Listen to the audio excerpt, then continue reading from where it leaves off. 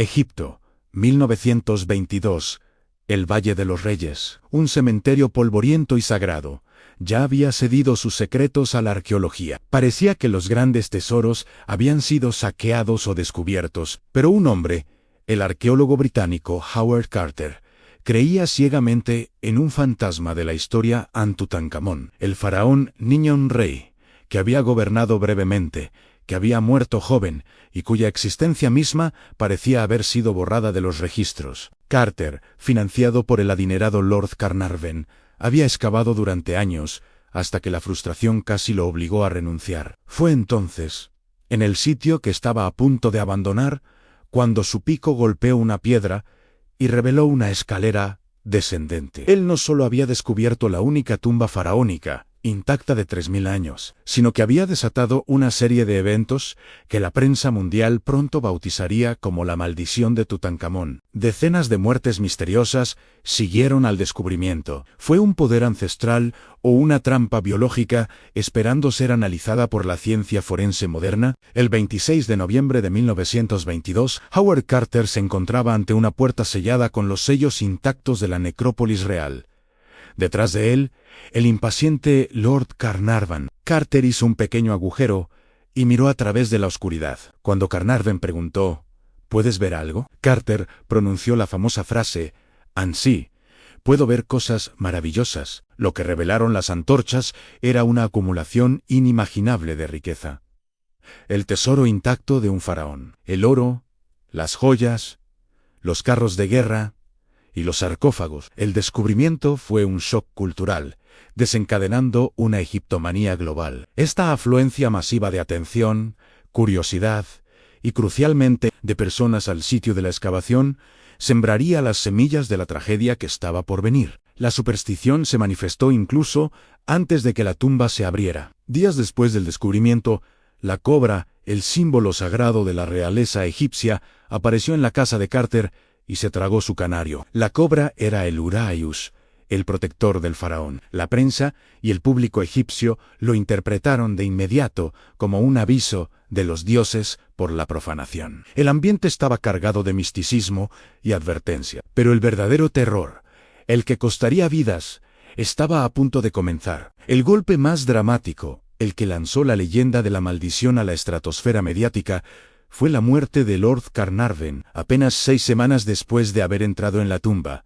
Carnarvon fue picado por un mosquito. La picadura se infectó, y a pesar de la atención médica en El Cairo, su condición se deterioró rápidamente hasta que murió, aparentemente, de envenenamiento en la sangre. El detalle escalofriante, se dice que en el momento exacto de su muerte, las luces de todo El Cairo se apagaron inexplicablemente. En el Reino Unido, su terrier favorito, Susie, aulló y murió. El mundo entero leyó los titulares La maldición de Tutankamón era real. La lista de víctimas fatales se amplió. Arthur Mace, amigo cercano de Carter y codescubridor, murió misteriosamente en 1924 por complicaciones no diagnosticadas. George J. Gould, un magnate ferroviario que visitó la tumba, murió de neumonía poco después. Archibald Douglas Reed, el radiólogo que había examinado la momia de Tutankamón, murió por una enfermedad repentina. El patrón era la rapidez e inesperada de las muertes, casi todas en el círculo inmediato de aquellos que habían violado la tumba. Para el público no podía ser casualidad, solo podía ser la venganza del faraón niño. Aquí es donde la crónica forense se enfrenta a la leyenda. Los científicos y médicos han argumentado durante décadas que esta supuesta maldición tiene una explicación mucho más terrenal y peligrosa a la biología. Una tumba sellada durante más de 3000 años es una cápsula del tiempo, no solo para el oro, sino para los patógenos. ¿Qué tipo de peligro biológico podría sobrevivir 3 milenios y ser lo suficientemente letal como para matar a los profanadores modernos? La principal teoría científica se centra en los hongos tóxicos y las bacterias durmientes. El ambiente de la tumba, cálido, húmedo y anóxico, es perfecto para el desarrollo de especies mortales como Aspergillus niger, Aspergillus flavus y cepas de Pseudomonas. Estos hongos, al ser liberados en el aire por la apertura, causan neumonías, reacciones alérgicas severas y en personas con sistemas inmunes debilitados como Lorji Carnarvon, que ya tenía problemas de salud. La muerte, la maldición, se convierte en una simple intoxicación fúngica o bacteriana. La fascinación reside en que los antiguos egipcios pudieron haber sido conscientes de estos peligros biológicos. Aunque la tumba de Tutankamón no tenía una advertencia prominente, otras tumbas sí tenían inscripciones que fungían como amenazas o advertencias contra la profanación. Fueron estas inscripciones un intento de usar el miedo a lo divino para protegerse de peligros que ellos entendían intuitivamente. La línea entre superstición y conocimiento antiguo de la toxicidad se difumina, sugiriendo que la maldición no era magia, sino una forma de guerra biológica accidental. Para entender la maldición de los vivos, primero había que entender la muerte del propio faraón. Los primeros intentos, con rayos X en los años 60, sugirieron que Tutankamón había muerto por un golpe fatal en la cabeza. Esta fue la primera hipótesis de asesinato, que añadió otra capa de misterio. Sin embargo, la tecnología de la época no podía confirmarlo. El avance definitivo llegó en el siglo XXI. Un equipo internacional de expertos forenses y médicos llevó a cabo una autopsia virtual utilizando escaneo por tomografía computarizada CORT de alta resolución. Este análisis reveló que el golpe en la cabeza fue probablemente post-mortem, causado durante el complicado proceso de extracción de la máscara dorada. La verdadera causa de su muerte fue mucho más compleja y patológica. Las exploraciones mostraron evidencia de necrosis ósea, una enfermedad en los huesos del pie que lo obligaba a usar bastones, combinada con la presencia de ADN de parásitos de malaria severa en su sistema. El joven rey murió a los 19 años por una combinación fatal de una pierna rota, malaria crónica y un fallo sistémico. No fue asesinado. El análisis forense de su momia no solo resolvió el enigma de su muerte, sino que demostró que su maldición no era más que la historia médica de un joven faraón. El golpe final a la maldición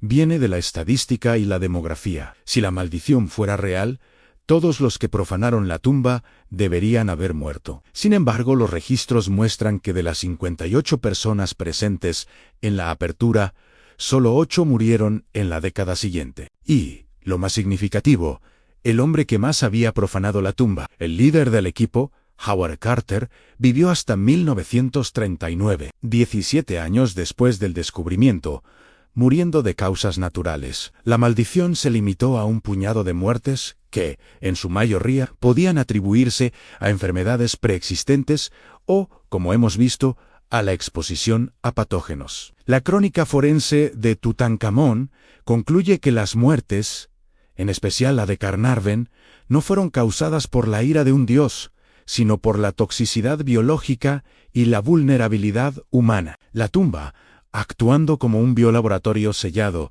liberó un cóctel de esporas y bacterias. El miedo, magnificado por la prensa sensacionalista de la época, hizo el resto. La maldición fue, en esencia, un efecto nocebo amplificado por la realidad de los patógenos antiguos. El Valle de los Reyes, aunque libre de maldiciones sobrenaturales, sigue siendo un recordatorio de que la ciencia es a menudo la única herramienta que puede disipar la sombra de la superstición. La historia de Tutankamón nos enseña una lección fundamental.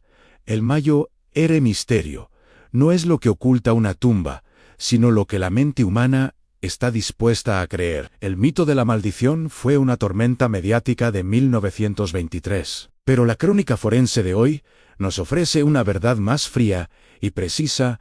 Tutankamón murió de una enfermedad conocida, y sus profanadores murieron de patógenos biológicos y vulnerabilidad. La ciencia ha disipado el mito, pero el eco del faraón niño y su tumba dorada seguirá resonando, recordándonos el poder duradero de las leyendas. Si te ha cautivado este análisis forense que viaja 3000 años, no olvides suscribirte a Crónica Forense para no perder nuestro próximo documental.